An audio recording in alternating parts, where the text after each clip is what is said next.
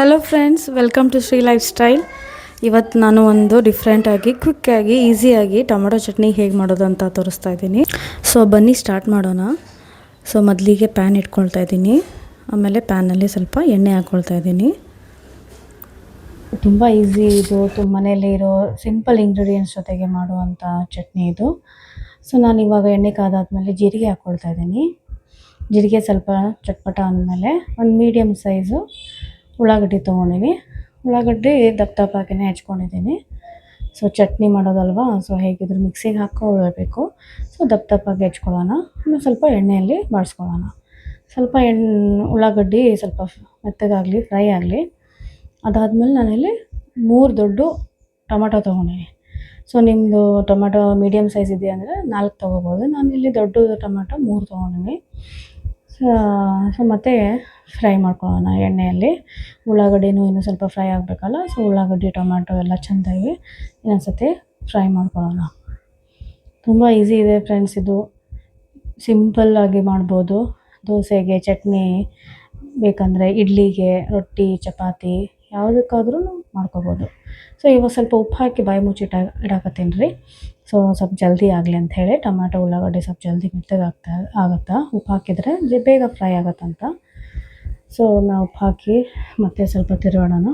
ಮತ್ತು ಸ್ವಲ್ಪ ಬಾಯಿ ಮುಚ್ಚಿಡ್ತೀನಿ. ಇವಾಗ ನೋಡ್ಬೋದು ನೀವು ಎಲ್ಲ ಟೊಮೆಟೊ ಎಲ್ಲ ಮೆತ್ತಗಾಗಿ ನೀರು ಬಿಟ್ಕೊಳ್ತೈತಿ. ಸೊ ಇವಾಗ ಒಂದು ಸ್ವಲ್ಪ ಕರಿಬೇವು ಹಾಕೊಳ್ಳೋಣ. ಕರಿಬೇವು, ಕೊತ್ತಂಬರಿನೂ ಹಾಕ್ಕೋಬೇಕು. ಸೊ ಕೊತ್ತಂಬರಿ, ಕರಿಬೇವು ಅಂದಾಜು ನಿಮಗೆ ಎಷ್ಟು ಬೇಕು ಅಷ್ಟು ಹಾಕ್ಕೋಬೋದು. ಜಾಸ್ತಿ ಇದ್ದಷ್ಟು ಒಳ್ಳೆಯದು. ಸೊ ಕೊತ್ತಂಬರಿ ಘಮ ಬರುತ್ತಲ್ರಿ ಚಟ್ನಿಗೆ. ಸೊ ಇದನ್ನು ಎಲ್ಲ ಹಾಕ್ಕೊಂಡು ಇವಾಗ ರುಚಿ ತಕ್ಕಷ್ಟು ಖಾರ ಪುಡಿ ಹಾಕ್ಕೊಳ್ತಾ ಇದ್ದೀನಿ. ಖಾರ ಪುಡಿ ನಿಮ್ದು ಅಂದಾಜು, ನಿಮ್ಮ ಖಾರ ಪುಡಿ ಭಾಳ ಸ್ಟ್ರಾಂಗ್ ಐತಂದ್ರೆ ಅದನ್ನು ನೋಡಿಕೊಂಡು ಹಾಕ್ಕೊಳ್ರಿ. ನಾನಿಲ್ಲಿ 1.5 ಚಮಚದಷ್ಟು ಖಾರದ ಪುಡಿ ಹಾಕ್ಕೊಂಡಿನಿ. ಮತ್ತು ತಿರ್ಗಾ ಒಂದು ಸ್ವಲ್ಪ ಫ್ರೈ ಮಾಡ್ಕೊಳಕತ್ತೀನಿ. ನೀಟಾಗಿ ಫ್ರೈ ಮಾಡ್ಕೊಳ್ಳೋಣ. ಎಣ್ಣೆಯಲ್ಲೇ ಫ್ರೈ ಮಾಡ್ಕೊಳ್ಳೋದು. ಇದಕ್ಕೇನು ನೀರದು ಏನೂ ಆ್ಯಡ್ ಮಾಡೋಂಗಿಲ್ಲ.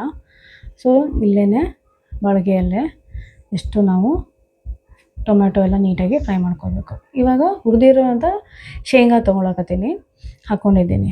ಸೊ ನೀವು ಅಕಸ್ಮಾತ್ ನಿಮ್ಮ ಮನೆಯಲ್ಲಿ ಹುರಿದಿರೋಂಥ ಶೇಂಗಾ ಇಲ್ಲ ಅಂತಂದ್ರೆ ಎಣ್ಣೆ ಕಾಯಕ್ಕೆ ಇಡ್ತೀರಲ್ಲ, ಆವಾಗ ಜೀರಿಗೆ ಹಾಕ್ಕೊಳ್ತೀರಲ್ಲ, ಜೀರಿಗೆ ಆದಮೇಲೆ ಹಸಿ ಶೇಂಗಾ ಇದ್ದರೆ ಹಾಕ್ಕೊಂಬಿಡ್ರಿ. ನನ್ನ ಕಡೆ ಹುರಿದಿದ್ದ ಶೇಂಗಾ ಇತ್ತು ಅಂತೇಳಿ ನಾನು ಇವಾಗ ಇಲ್ಲಿ ಲಾಸ್ಟಲ್ಲಿ ಹಾಕ್ಕೊಂಡಿದ್ದೀನಿ. ಇಲ್ಲ ಅಂತಂದರೆ ನೀವು ಮೊದಲಿಗೆ ಹಾಕ್ಕೋಬೋದು. ಇವಾಗ ಗ್ಯಾಸ್ ಆಫ್ ಮಾಡಿಕೊಂಡು ಇದನ್ನು ಆರಕ್ಕೆ ಬಿಡೋಣ ಸ್ವಲ್ಪ ಹೊತ್ತು. ಆಮೇಲೆ ಮಿಕ್ಸಿಗೆ ಹಾಕ್ಕೊಳ್ಳೋಣ. ಸೊ ನೋಡಿ ಇವಾಗ ನಂದು ಇದು ಬಾಳಿಗೆಯಲ್ಲಿ ಟೊಮ್ಯಾಟೊ, ಈರುಳ್ಳಿ ಎಲ್ಲ ಫ್ರೈ ಮಾಡ್ಕೊಂಡಿರೋದು ತಣ್ಣಗಾಗಿದೆ. ಸೊ ಇವಾಗ ನಾನು ಮಿಕ್ಸಿ ಜಾರಿಗೆ ಹಾಕ್ಕೊಳ್ತಾ ಇದ್ದೀನಿ. ತುಂಬ ಈಸಿ ಫ್ರೆಂಡ್ಸ್, ನೀವು ಟ್ರೈ ಮಾಡ್ಬೋದು. ಮಿನಿಮಮ್ ಇಂಗ್ರೀಡಿಯೆಂಟ್ಸ್ ಮನೇಲಿ ಇರೋದೆ. ಉಳ್ಳಾಗಡ್ಡಿ, ಟೊಮ್ಯಾಟೊ ಇವೆಲ್ಲ ಮನೇಲಿ ಇರುತ್ತವೆ. ಕೊಬ್ಬರಿ ಅಕಸ್ಮಾತ್ ಇಲ್ಲ, ತೆಂಗಿನಕಾಯಿ ಚಟ್ನಿ ಮಾಡೋಕ್ಕೆ ನಿಮಗೆ ಬೇಜಾರ, ಅಥವಾ ಅದೇ ತಿಂದು ಬೇಜಾರಾಗಿತ್ತಂದರೆ ಈ ಥರ ಟೊಮೆಟೊ ಚಟ್ನಿ ನೀವು ಮಾಡಿಕೊಂಡು ರುಚಿ ನೋಡ್ಬೋದು. ಇದಕ್ಕೆ ಇವಾಗ ನಾನು ಬೆಲ್ಲ ಹಾಕ್ಕೊಳ್ತಾ ಇದ್ದೀನಿ. ಸೊ ನನ್ನ ಹತ್ರ ಆರ್ಗ್ಯಾನಿಕ್ ಬೆಲ್ಲದ ಪುಡಿ ಇತ್ತು. ಸೊ ನಾನು ಅದನ್ನೇ 1-2 ಚಮಚದಷ್ಟು ಹಾಕ್ಕೊಂಡಿದ್ದೀನಿ. ಬೆಲ್ಲದ ಪುಡಿ ಹಾಕ್ಕೊಳ್ತಾ ಇದ್ದೀನಿ. ಆಮೇಲೆ ಮತ್ತು ಇನ್ನೂ ಸ್ವಲ್ಪ ರುಚಿಗೆ ತಕ್ಕಷ್ಟು ಉಪ್ಪು. ನಾವು ಹುರಿಬೇಕಾದ್ರೂ ಉಪ್ಪು ಹಾಕ್ಕೊಂಡಿದ್ವಿ. ಸೊ ಸ್ವಲ್ಪ ನೋಡ್ಕೊಂಡು ಹಾಕ್ಕೊಳ್ರಿ. ಇದನ್ನು ಇವಾಗ ಸಣ್ಣಗೆ ರುಬ್ಕೊಳ್ಳೋಣ ಮಿಕ್ಸಿಯಲ್ಲಿ.